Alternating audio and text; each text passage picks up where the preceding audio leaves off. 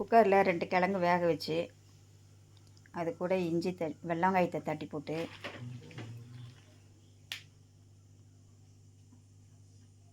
கொத்தமல்லி, மஞ்சத்தூள், மிளகாத்தூள், தேவைக்கேற்ப மிளகாத்தூள், அளவாக உப்பு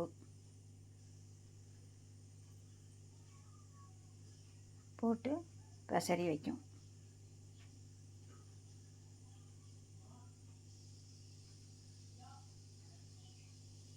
அடுப்பில் கடாயை வச்சு எண்ணெய் ஊற்றி கடுகு கருவேப்பிலை போட்டு பரட்டி வச்ச கிழங்க எடுத்து எண்ணெயில் போட்டு பரட்டி விட்டு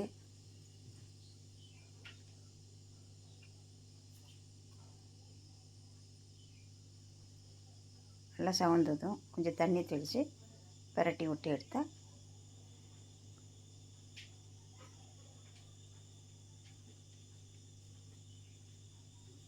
கிழங்கு ரெடி.